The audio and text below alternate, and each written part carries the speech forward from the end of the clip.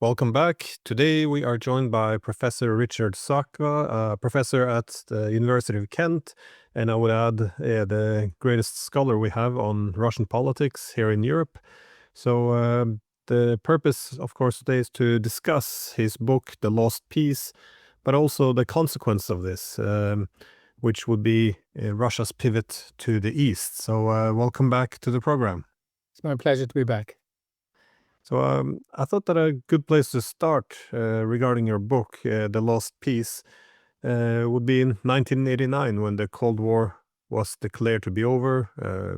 A new Europe was to be created without dividing lines, instead based on indivisible security and sovereign equality, which was hoped to end the ideological rivalry and bloc politics, more or less along the lines of Gorbachev's concept of a common European home. Uh, I guess, what were the main expectations back then, and why did it develop in a very different direction? Or to borrow the title of your book, why was the peace lost?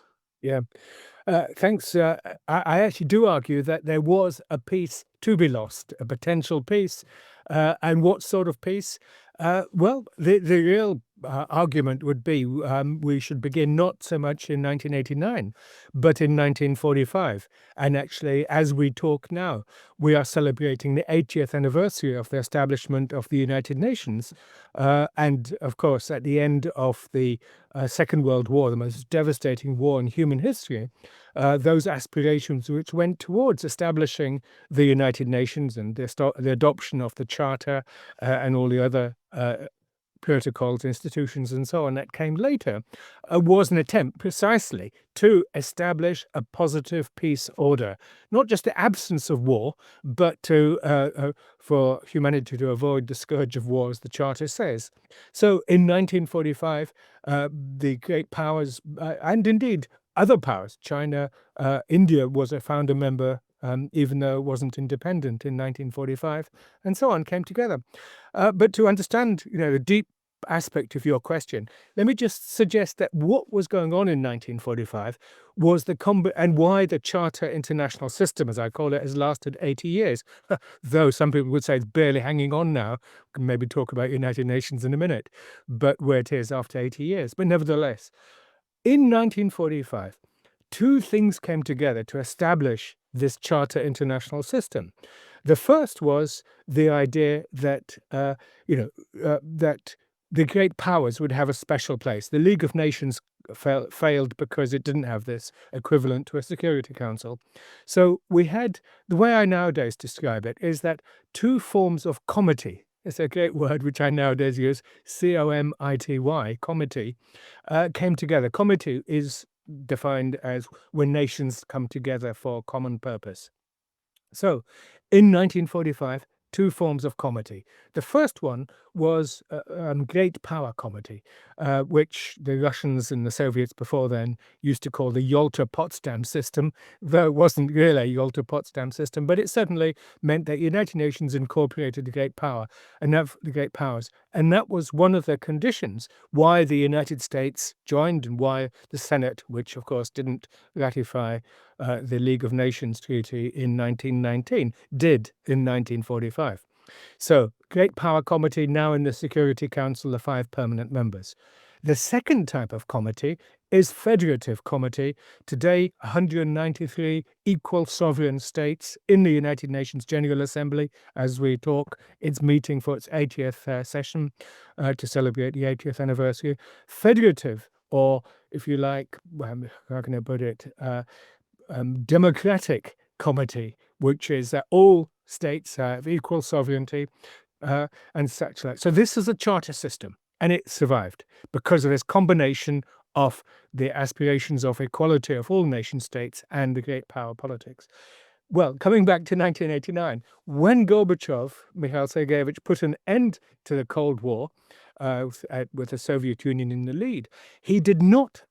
It was not a capitulation to the West, the political West, as I call it, the collective West, as the Russians call it. It was precisely an attempt to go back to the charter system. He said it explicitly thousands of times, in his famous United Nations speech in December 1988 and many other occasions, we need to go back to 1945. And those principles, those charter ideas of human dignity, national sovereignty, and sovereign internationalism, and so on, that was on the agenda. That was an attempt to reboot the system. And why did it fail? It failed because the political West, or that collective West, basically sought to appropriate or to block the alternative, to block this genuine going back to 1945, and instead not even great power comity, but a unipower system reasserted itself in the form of US hegemony for the next decade or two. That is why it was lost. And then the epiphenomenon of that, of course, NATO enlargement, the complete collapse of European security order. The idea was that this post-Cold War system would simply be the expansion of the political West, claiming to be universal, which obviously Russia, China, and some other states would never be able to accept. And that's why then we, in some sense, as you could say, the Cold War never ended, and it was just took new forms, and of course today exceptionally dangerous forms.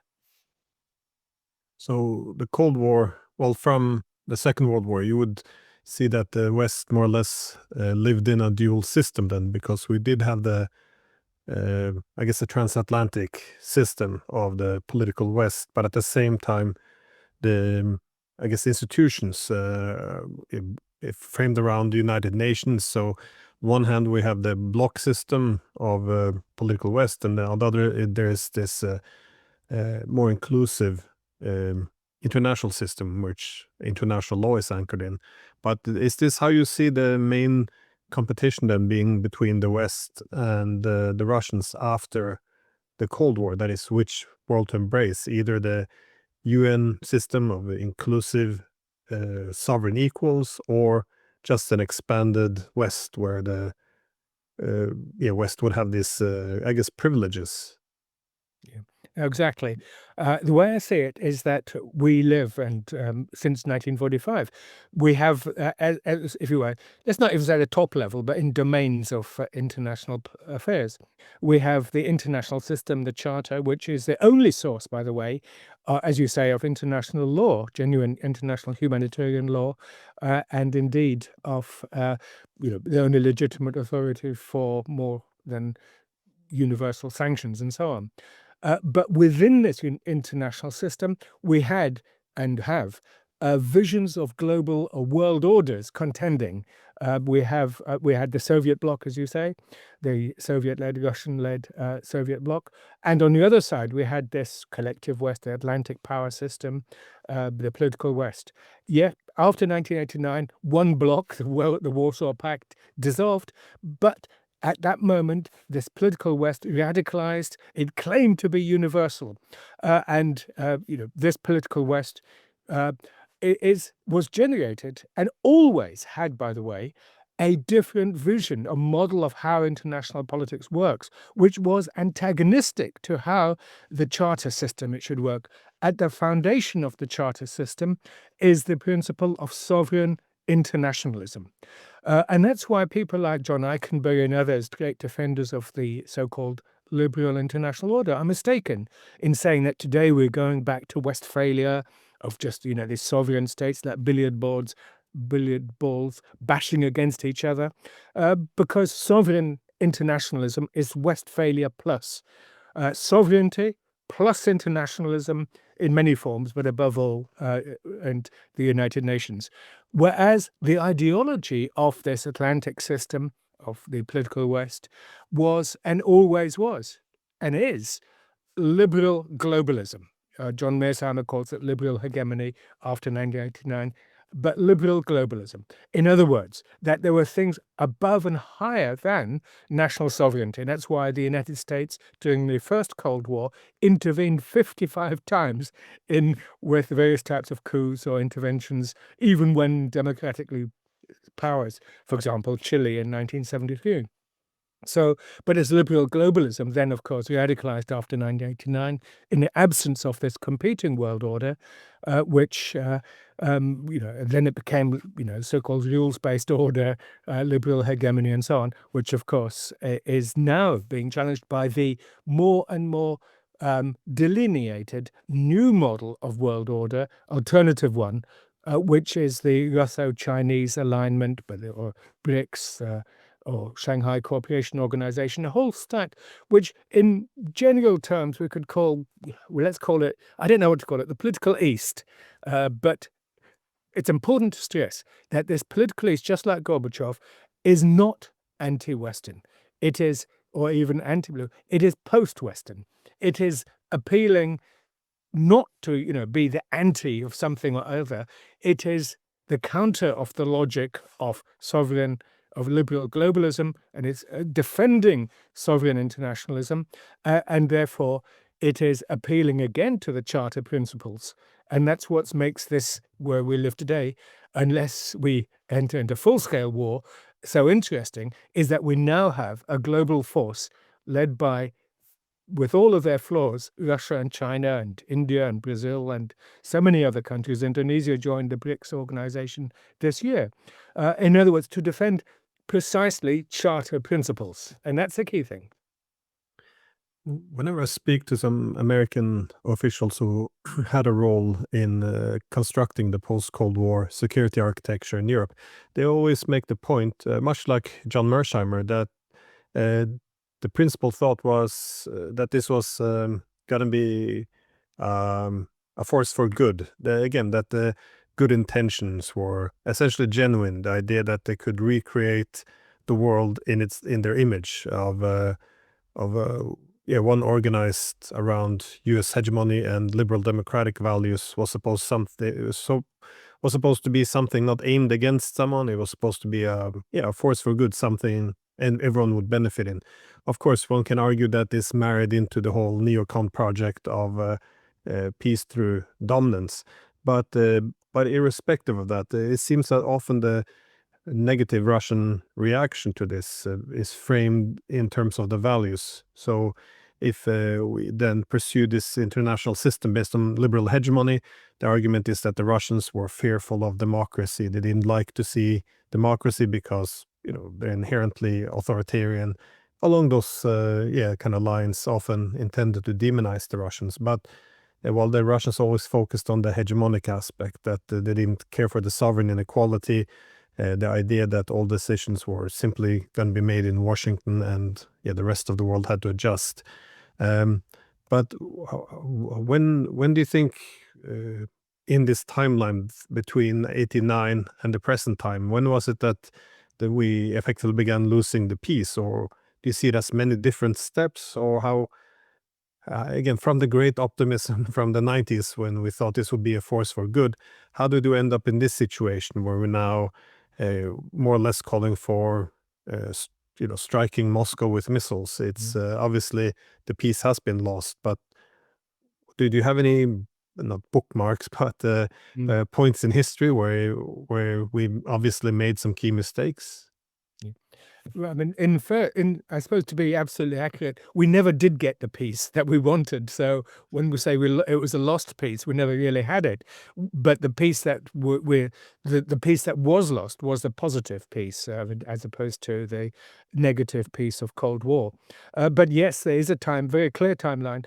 But to go back to your earlier point before going to that, just to say that absolutely after 1945, the United States-led political West certainly had this double face. And the way I would describe it today, I mean, not just me, I suppose, but to say that these two faces were empire and Commonwealth. So the fact that U.S., Anglo-America, until 1947, when the United States in the Greek Civil War handed over the baton to the U.S. to lead the West, that it did have a very powerful Commonwealth perspective, the public good, common goods, and so on. And this is, of course, the ideology on which the Cold War was fought. And it was not empty. It was them. They were genuine, obviously. Many good elements in this political West. That's why I'm saying, and this was a commonwealth, the public goods. Well, let's not even talk about globalization, but the two other major domains of international politics. We have the international system, if you like, the top level, competing world orders, and then, of course, we have the international political economy level. And at that level, the United States delivered many public goods in establishing a framework for world trade and world economic development, which has been unparalleled in human history. And of course, just to say a fourth domain for the sake of completeness, is that it was also a time of huge burgeoning transnational civil society, international non-governmental organizations, Oxfam, Amnesty International, and so many others doing so much important work. So empire versus Commonwealth. The other side, of course, was empire. US will remain number one. Anybody which challenges, even democratically, communists in Italy in 1976, 1949, elsewhere, Chile, anywhere else, it was empire. I mean, let's call it, it's a symbolic, but let's call it the empire of power. After 1989, the Commonwealth element was going to continue, clearly, but it radicalized in all sorts of ways because the timeline at that moment was the 40 years after 1945 were dominated by, well, the contest with the Soviet Union, which forced the Western powers to adopt Keynesianism, establishing welfare states. Of course, it began before the war with the New Deal in the United States and the Swedish, Scandinavian social democracy before the war. But it then became a general mode, United Kingdom, France, Italy, and so on, Germany. So 40 years they were building, that they were modifying, tempering, weakening the capitalism blue in tooth and claw. But then we spent, after 1985, already the socialist challenge was beginning to, was weakening, so not just the Soviet Union in its geopolitical form, but internally. And we've spent the last 40 years dismantling the taming of capitalism under the guise of neoliberalism, and of course, in foreign policy, a radicalized neoconservative vision of permanent US dominance, hegemony. So the turning point is, within that intellectual framework, that the 1990s, of course, saw a radical form of free market liberalism in Russia, post-communist states, and of course, generating conflicts within the political West, within the societies of the political West, that have now are opening up a whole new phase of what are called left and right populist challenges, and so on. So when you say the moments, of course, then within that we have, of course, this undertow of, in the political West, of vis-a-vis now European context, the enlargement of NATO, the inability of the United States to act as a genuine peacemaker. We can see this already in the Yugoslav civil wars, or Yugoslav wars in the 1990s, the bombing of Yugoslavia, Serbia in 1999, and of course the illegal Anglo-American invasion of 2003, the US withdrawal from the anti-ballistic missile treaty in June 2002. So there's lots of moments on this path, which of course was an accumulating security dilemma on the European continent, which exploded in the terrible war, which we now see, Russia-Ukrainian war. So there's all sorts of steps, but each step was within this logic which I suggested earlier. It is, what is interesting though is often this debate. Well, I get the impression there's a lot of similarities to the 19th century, because in those days you had among the British liberals, you had some arguing for and against the concept of a liberal empire. That is, some liberals argued that an empire contradicted the idea of liberalism, that is, self-determination of a people. While others, you could put John Stuart Mill in that category, argued that empire was required in order to advance the cause of liberalism. So again, is liberalism, does it contradict the concept of empire? There was a dispute between this. But of course, after the economic crisis of 1873, one saw that the whole concept of empire became, well, it abandoned the pretense of advancing liberalism to a large extent. It became a bit uglier, more extractive, and more ruthless in the geopolitical competition. Now, if you look at, well, we don't call it liberal empire today, we call it liberal hegemony, but again, it feels like a rebranding to some extent.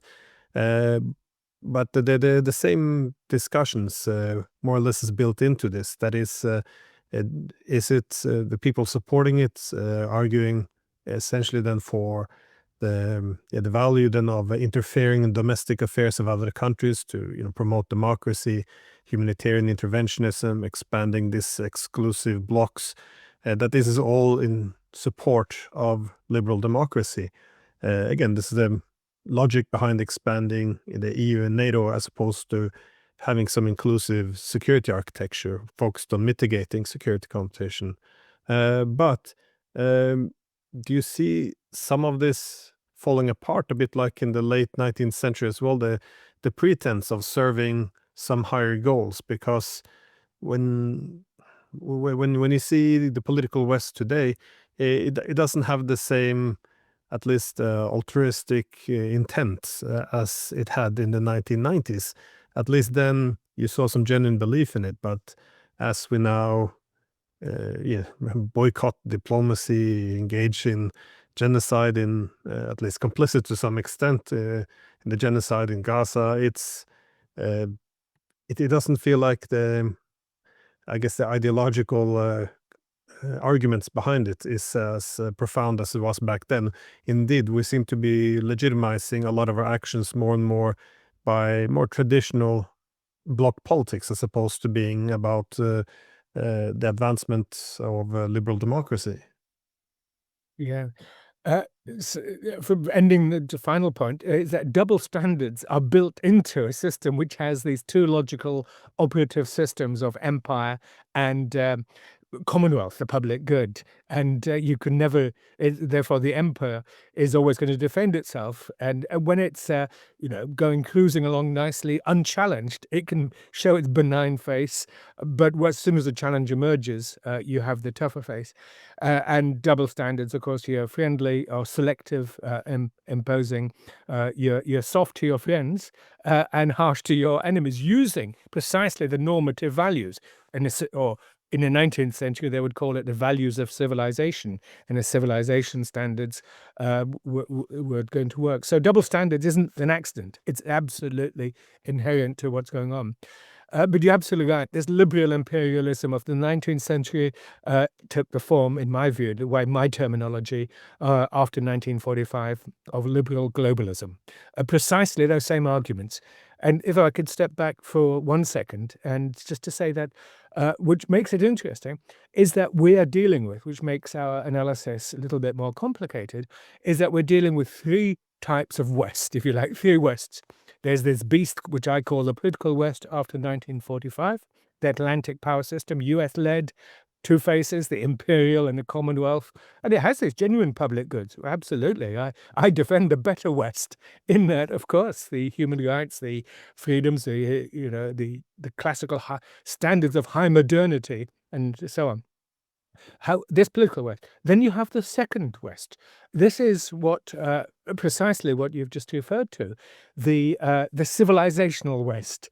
Alan Freeman, just our political thinker, former advisor to the Mayor of London, Ken Livingstone, describes it as the Columbian West from 1492, after Columbus went to the United States, went to the Americas, and this dominance of European civilization, with all of its catastrophic consequences globally, and also the spreading of high cultures of cultures, obviously, and the technological culture is complicated. But this is another interesting moment we're coming to reckon with. We're dealing with the legacy of the political West, its rise and its relative decline today. And in its decline, it's becoming more, if you like, more aggressive and more less of the double standards and more the single standard of dominance and hegemony, as you point out was the case with the new imperialism from the late 1870s, in particular the 1880s, and when the Western European powers, fought openly, and the United States joined in 1898. So, but we're coming to terms now with 500 years of the dominance of European civilization on a global level. As we know, one of our colleagues, Sergei Karaganov in Russia, is writing a lot about this, one of the leaders, organizers of the Valdau Club, who has been arguing that this dominance of the West, he sometimes uses 500 years, sometimes 300 years, but is coming to an end. So we have the double crisis of the political West after 1945, of the civilizational West, and the rest of the world is also coming to terms with it. And we saw this spectacularly in the rapprochement of Russia, China, and India holding hands in Beijing at the, in Tianjin at the BRICS summit, Shanghai Cooperation Organization summit, on the last day of August and the first day of September this year. Can I just say this? There is the third West. This is the cultural West. This is the one, going back to Greco-Roman, Babylonian culture. This is the one Judeo-Christian. It's at the core of it. And in this cultural West, Russia, for example, is a founder member, is an intrinsic part of it. It's also this cultural West was always open. I mentioned Babylonia and Persia, and Indus and the Sinaic civilizations. So there's a whole slew of books published in the English language recently about the West.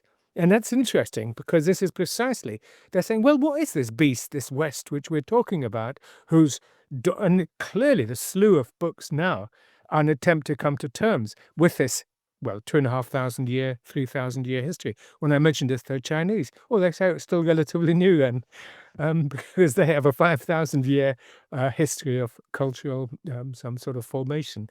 But yes, so again, so there's lots of things coming together at this moment, which makes it, very exciting intellectually. If only we can get a conceptual grasp of these multiple layers and multiple, it's easy to use the word crisis, but certainly, the Greek word crisis means a moment of reflection in the life of the community, and that's what we're doing, is reflecting, and it's fascinating to do so, though with those huge dangers which we've identified.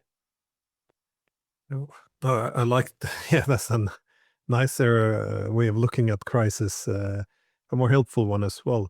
I want to address this pivot to the east, which you mentioned. Obviously, the meeting in the Shanghai Cooperation Organization became a good indication of this. But a lot of the reasoning behind this, the Russian abandonment of Greater Europe, it became to a large extent the consequence of the coup in 2014 in Ukraine, because for the Russians they had more or less preserved Gorbachev's idea of a common European home in different formats. But even Putin wanted what is often referred to as a Greater Europe. But the problem always with NATO expansion, also recognized in the 1990s, was there would be no logical stop for it. Where would it stop before reaching Ukraine? And more or less, it seemed a lot, or if not most people, recognized that this would be deeply problematic. And that became the very important year of 2014, when the government in Ukraine was toppled with the support of the West, because the Russians seemed to think that this was, it became evidence that there would be no gradual integration of Russia. Instead, Ukraine would be, built as a wall or a front line against Russia. And this is when the Russians seemed to abandon this dream of Greater Europe and replaced it with what they now refer to as Greater Eurasia. Now, I agree with you. I don't think this Greater Eurasia concept is aimed against the West as a block along the lines of the Cold War, but rather, I think, simply creating a post-Western world where the West is not against the West, but it's not as Western-centric as it was in the past. Now, I wanted to ask about what the implications are for Europe, because it was only Russia wanting to look to the east. It could be another Primakov moment. But again, this is a very different time in history. In 2013, the Chinese had announced this Belt and Road Initiative. By 2015, they had announced their objective to take leadership in key technologies with the China 2025 initiative. This 2015 is also when they launched this Asian Infrastructure Investment Bank, which became one of many efforts to claim a greater role in forming international finance. So you then had 2014, the Russians losing all hope in a common future in Europe. And at the same time, you have then China rising up to create some economic alternatives to the US-centered international economic system. And together, they seem to form some gravitational pull, which has begun to reshape Eurasia. Now, in lieu of all this, how is this affecting Europe? Because the whole decision of not creating an inclusive system with the Russians was premised on liberal hegemony, but hegemony is no longer an option. So how does this unavoidably create a new Cold War, or how are you assessing, I guess, Russia's position in Europe's position in this greater Eurasia? A year ago, I asked Putin about this at the Valdai discussion meeting, and I'm still looking for some good answers. What could be a way of harmonizing the initiatives without being in direct conflict? Yeah. No, you're absolutely right that we're talking about the emergence of an increasingly post-Western world orders, or even an international system with declining dominance of the political West, and indeed declining dominance of the civilizational West as we come to terms with our own background. Hopefully, our cultural West will survive and thrive. But to go to a specific thing,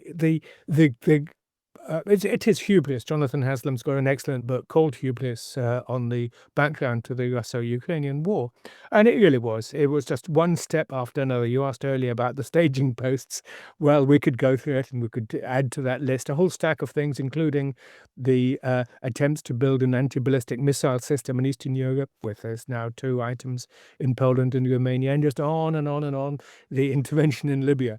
But can I just say, in the terms of all of this greater European idea, even Zbigniew Brzezinski, the great passionate, ardent enthusiast for NATO enlargement, in his book of 1997, much misquoted, but The Grand Chessboard, he did say he wanted NATO enlargement, but he did say at some point, I've forgotten what page number, he actually said, of course, this can only take place within the framework of a larger pan-European security framework with Russia. So even he and later on he developed that idea even more, virulently anti-Russian and so on, and of course with William Burns, George Kennan and so on, who made similar arguments. So Europe, in other words, failed to take control of its own destiny. That this logic of expansion was driven by Washington. Of course, there was a demand for it from the former communist countries in Eastern Europe, but a demand generated, of course, in large part because of the absence of a coherent alternative. And you can understand why they'd want to join NATO, which was the only thing on offer, when there was the Partnership for Peace, if the not the Council of Europe, but if the OSCE, Organization for Security and Conference in Europe, could have developed as an alternative, then the game would have been more complicated. But as it is, it expanded. And of course, it generated, as you say, endless tensions, endless conflict, and it ended up where we are. But the deeper thing is, as I say, after 1989, Europe failed to disengage itself from the political West. So NATO enlargement wasn't just about bringing in Eastern Europe or enlarging. It was also a way of maintaining US hegemony over Western Europe itself. Quite explicitly, actually. I've just recently been looking into this question. In Bosnia, when, if you remember, in 1990-91, this Luxembourg politician said, "This is the hour of Europe has struck." And in the first year, 91-92, Europe says to Washington, "Keep out of it. This is our backyard. We'll deal with this." And of course, the United States then Germany did premature recognition of Croatia, didn't help.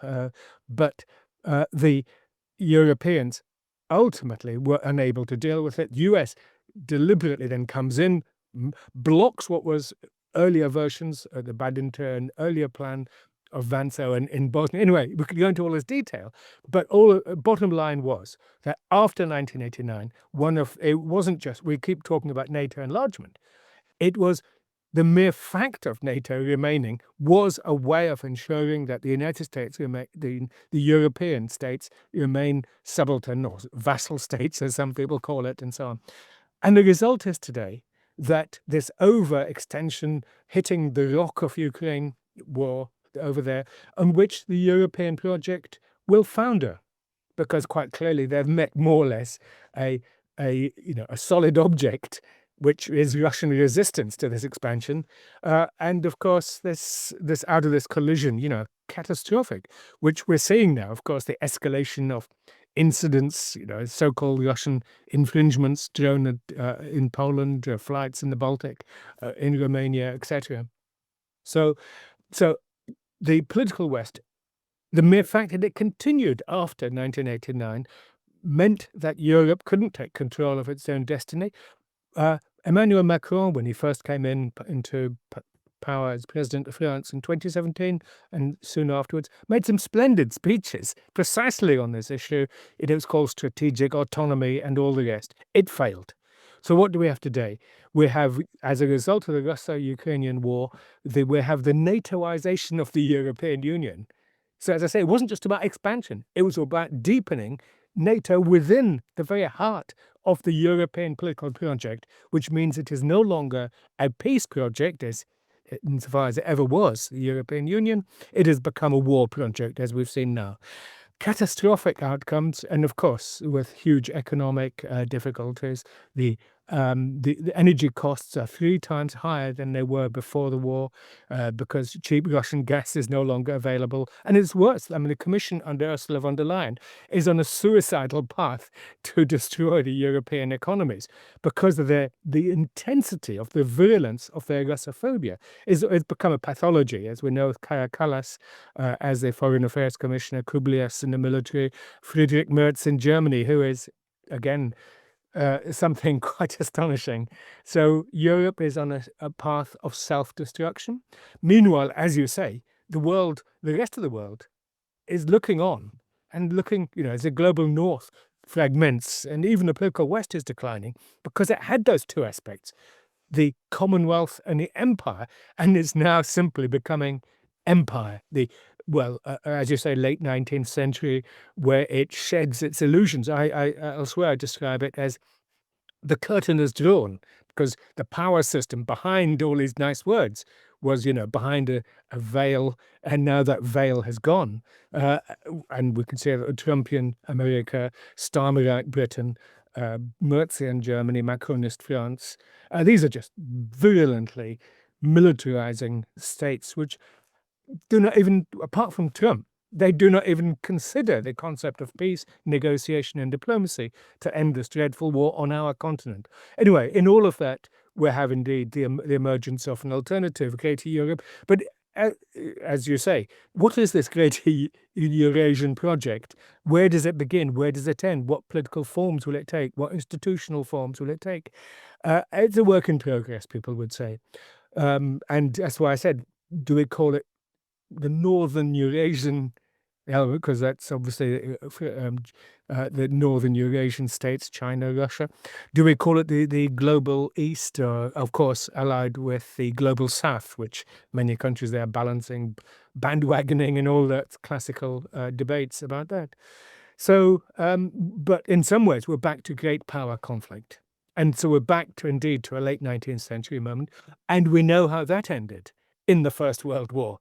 And the whole point of the Charter International System was to avert going back to a 1914 or 1939. But unfortunately, we're heading precipitously towards that denouement unless we, as intellectuals, as peace movements, other movements, if we can have a countervailing force. And we see that, I suppose. Just one final point, in touch on what you say. As you say, it isn't anti-Western. This word is very important to say. It's counter the logic of the politics at the heart of the political West, which is always competitive, lose, win, and so on. And obviously, Trump is the epitome of that. Whereas many people criticize the Chinese win-win philosophy, but it rather appeals to me. It's let's make it work. Let's change the dynamics of international politics. And it's so catastrophic facing, we've got so many technological, exciting developments. I'm excited by small modular reactors. It could develop parts of Asia, parts of Africa, the Arctic, where it's difficult to get electricity. We can improve. Humanity can do so much. And instead of which, if I may say so, those backward-looking political elites in Washington and Brussels and Warsaw and London and Berlin, and the list, I'm afraid, is quite even longer than that, are looking to stage an anachronistic, archaic form of politics, which in 1945, for a brief moment, in 1989, a second moment, we really thought we could transcend. It is Chinese win-win. They call the Shanghai spirit as well. It shouldn't be that alien. That's kind of the key principle of indivisible security, of which is what's supposed to be the recipe for overcoming or at least mitigating some of the security competition in the international system. So that is kind of the solution we should have been aiming for. It just seems like in the West we do have some problem with the adjusting to the post-hegemonic moment, because this is the end of a 500-year long moment. So I don't hear enough of this in terms of how is it possible for us to, as the political West, to harmonize our interest with other great powers which are not Western. In other words, what does the world look like where we are no longer dominant? Because this is simply the reality, and I think a lot of the conflicts we have derive from the reluctance to adjust to this reality. Instead, all security initiatives seems organized around the idea of how do we go back, restore the hegemonic era. So how do we break the Russians, break the Chinese, whatever. I just had a comment on the Macron issue, because what is fascinating with him is he actually warned years ago that the Europeans, we should not become vassals of the United States. And he also recognized that the Europeans had to find a role for Russia in Europe, that we couldn't simply create a Europe without the Russians. And these two issues were tied together, because if we don't have a role for Russia in Europe, we're going to have conflicts. If we have conflicts, that means we will be more dependent on the United States for security if we revive the Cold War logic. And in such a situation, this whole goal of creating an independent position for Europe, autonomous from the United States, would be undermined, because what changed in the early 90s is we didn't have this excessive dependence on US security, which the Americans could then use to extract political and economic concessions from the Europeans. Again, a very asymmetrical relationship, but instead, the Europeans have done exactly the opposite. They got into this Ukraine war, this conflict with Russia, and as a result, a very predictable thing happened. The Europeans got cut off from Russia, some on their own. Of course, the destruction of Nord Stream assisted the severing of economic ties, but also they got along on now the snapback sanctions on Iran, cut themselves off that, and now China as well, being pressured by the Americans to put more sanctions on China, cutting ties there. Even India has to be pressured and alienated. Now, the problem then, of course, is the Europeans only create more dependence on the United States as the only game in town. And this allows the US to become even more abusive, if you will, or extractive in its relationship. It just doesn't seem like the political West can last for much longer in such an unequal partnership between I wouldn't say master and a slave, but at least it's not an equal relationship anymore. And yet the Europeans do not seem to address this problem. Instead, they seem to push for more conflict with Russia and to get the US deeper involved. I'm not sure, how you see this. I mean, I would also like to see preservation of the cultural West, and I'm a bit concerned when I hear in Russia that they're done with the West altogether. I would have liked to see, some some efforts to still revive some of the ties with the cultural West, even though they have, seem to have had enough of Europe at the moment, at least in the rhetoric. Yeah. Otto von Bismarck, the architect of German unification, and in the late 19th century, after that, he said, the secret of a successful foreign policy is a good treaty with Moscow, with Russia. And I think that principle holds as much in the 1870s and today. So that is the secret, and it would have been the secret all the way through. So you're absolutely right. What has unfortunately happened is that Washington, the United States, was too successful in NATOizing Europe. And now, even if the United States itself was beginning to move, and obviously Trump is moving beyond NATO, he's very ambivalent about it. And of course, the United States itself is now defecting from the political West. It's using it, as you say, instrumentally. It's bullying its allies as much as its alleged adversaries and opponents. So it's raw power. And the West seems to be taking it, and it's willing to sacrifice good relations with India and China. At the moment, there's a debate going on about that in pursuit of policies, again, generated through Washington's concerns. So, and the political West, and the way I look at this Trumpian phenomenon, which of course intersects with all of these things, is that Trump himself is interesting, because the first, I now like this look at it, is that Trump has done, is leading basically 4 defections, leaving. The first one, he's leaving the political West.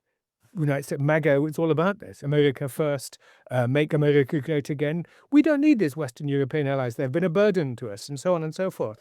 If you want us anything from the US, you have to pay for it. And if you want to continue the war in Ukraine, you pay for it. We'll give you weapons, but you pay for it. And you take responsibility for it. So the political West is splitting now. But this defection, you could say this Trumpian one, was welcome across the whole spectrum of left-wing and peacenik people could say, yeah, it's time. This NATO established for a purpose. It should have been dissolved 40 years ago. But the second defection is more concerning about the United States, because it's defecting also from the international system, from the Charter of the United Nations. As we know, the United States is not paying, and it hasn't done for many years, including under Biden, its full whack for the United Nations for the costs. And in fact, it's this year, it's only paid 1/3 of its money. By the way, China is not up to date of paying its contribution to the United Nations. And that's a point which I think we really ought to make with our Chinese friends. Why doesn't it step in to support the United Nations and its work? As you know, the United Nations has to lose about 500 staff this year alone. So it's very bad. That's the second defection. Of course, the other ones are domestic, US, Trump defecting from the US Constitution, dismantling the administrative state a la Bannon internally, and of course, defecting from the international political economic order, which it established in favor of unilateral sanctions and tariffs and so on. So as for Europe, where does this leave it? As you say, in Russia, almost any academic, intellectual, public thinker in Russia will say, apart from the Eurasianists, that Russia is fundamentally a European state. Now, we know this. I've never been to Vladivostok, but I've been as far as Tomsk and Irkutsk and so on. And these are European societies, thoroughly European. And in many ways, the best of Europe, still continuing social democratic traditions, still continuing welfare state and so on, public benefits. Of course, it's relatively it isn't so wealthy, so it hasn't as developed as it could be. So you're absolutely right. So that Russia is not leaving Europe. It's still going to remain there, and it's not going to be moved away to the Pacific Ocean. Just like United Kingdom, obviously, for many years has wanted to be towed off into the mid-Atlantic so that we don't have those pesky Europeans barking at our heels for so long. Where does this leave Europe? It's the only prognosis we can have is a deeply pessimistic one. imbued by the spirit of militarism, of revanchism, but above all, incompetence. It is incapable of developing a strategy for its own development, for its own politics. It is driven by this virulent Russophobia, so intense, so powerful. You could argue, in other words, that European political culture has become thoroughly Ukrainized. And by that I mean the Ukraine war, of course, is in part a civil war within Ukraine itself. You mentioned the coup of 2014, which disturbed the balance within Ukraine and allowed a very militant, radical nationalist part of the society to defeat and destroy and undermine politically the other part, which then generated a conflict. But that part has now become almost absorbed into European political culture at the same time as Israeli militancy has also been absorbed into European political culture. To this week, and many countries, but the United Kingdom has recognized the Palestinian state, as we've all heard. But the only response is so little, so late, given the fact that mass murder is continuing, genocide, call it what you will, in Gaza. It is, when history books are written, this is the apotheosis, the culmination of the intellectual and strategic bankruptcy of our West European elites, that we were not able to stand up. And as you mentioned, the snapback sanctions on Iran. Just last week, Iran went back to say, yes, we will allow the International Atomic Energy Authority to resume inspections within Iran. Still, these European powers, you think that our elite has gone crazy in some ways. Where's the logic to it? Where's the humanity to it? 90 million people in Iran to suffer, nearly 150 million in Russia. Is there no limit? And of course, sadly, there does appear to be no limit to their intellectual and strategic bankruptcy, and of course, political corruption. Yeah, I saw the interview with Macron where he recognized, well, the Iranians have opened up the door to IAEA, but are we still going to do the sanctions? I mean, this is really extraordinary stuff. But as you suggest, a key component of geopolitics is the recognition that the geography matters. So obviously Russia will still be here in Europe. But just as a last question, though, I wanted to ask, because your book on the lost peace, it does outline a lot of paths which were not taken. And I guess, we'll never know what happened with those paths in a different timeline. But what are the paths ahead of us, possible paths, not just there's current ideas being proposed by the European governments. We just said that the president of the Czech Republic suggesting we should start shooting down Russian planes, another horrible idea taking us towards World War III. But what are other paths ahead in terms of organizing European security? Because obviously the Russians have made more or less a permanent pivot to Asia. But even in this greater Eurasia construct, Europe is still considered part of it. It's not going to be the possibilities we had in the 1990s. But what are possibilities in terms of how Europe could organize relations with Russia? Because it is, I know the Europeans don't like to hear this often, or at least European leaders, but Russia is the largest country in Europe in terms of land size, in terms of population, military, economy, as well as economy. Yeah, they're the fourth largest economy now in terms of purchasing power parity. And this in the middle of a war as well. This is only going to continue to grow. So the whole idea, which European leaders used to recognize, that creating a Europe without Russia would likely become a Europe against Russia. I mean, this is played out as predictable, but what are other paths then? How can we organize European security? Not just, doing Russia any favors, but for ourselves, because this Europe obviously isn't doing very well at all. Yeah. I like to use the word immanent, not imminent, but immanent. Something, the forces which are within a society which are tending in one way or another, and indeed in international affairs. So in 1945, there was potential. That moment, the 1945 moment, the spirit of 1945, we can call it, was leading towards, okay, we've got to go towards establish this charter system. But of course, at the same time, we had the Cold War was soon afterwards generated.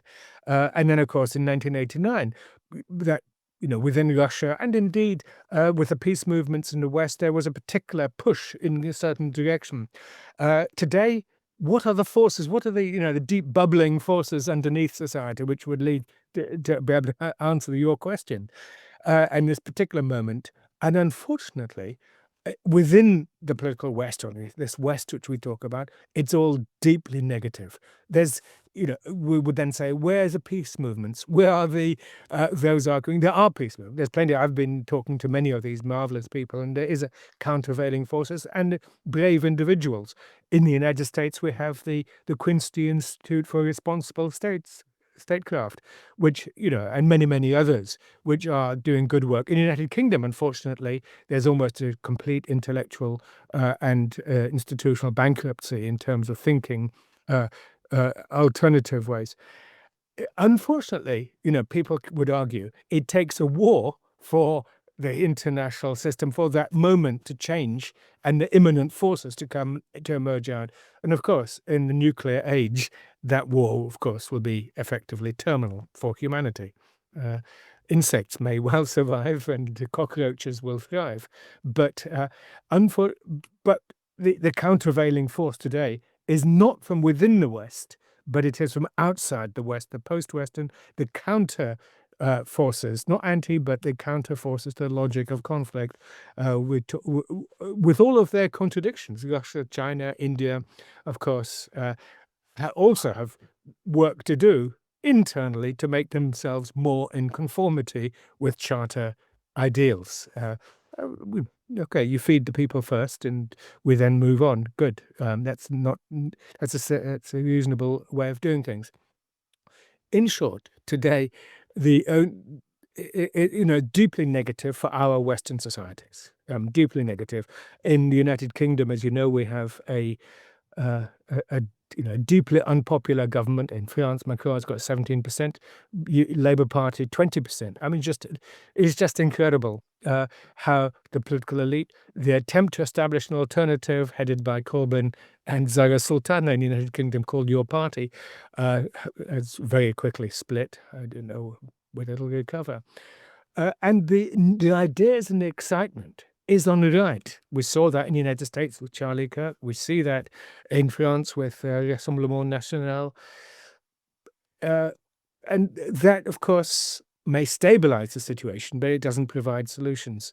So I think that the only prognosis is the only one. There's no international system or no alternative to the Charter international system, however badly it works. United Nations reform, make the United Nations system work, and let's live up to those principles of 1945. I just wish there would be some good indications of some political giants of our time who are ready to do the proper diplomacy and at least propose something. But instead, we have leaders with nothing, and we see that they are isolating themselves and their countries internationally. They're getting deeper involved in several wars, overseeing this economic decline, and also as a consequence, so it's suffering through a crisis now of political legitimacy, as you correctly said. They don't have any support, significant support, and the reaction appears to be to instead go after political opposition, as you see now in many European countries. It's again, I would have liked to see an orderly transition into this multipolar system, but it appears that the Europeans seems intent on just running into a brick wall. But I guess change is coming, no matter how much you ignore reality. Anyways, I always love reading your books, so I'll leave a link in the description, and I can't recommend The Lost Piece enough to anyone listening. So yeah, thanks again for taking the time. My pleasure. Thank you very much.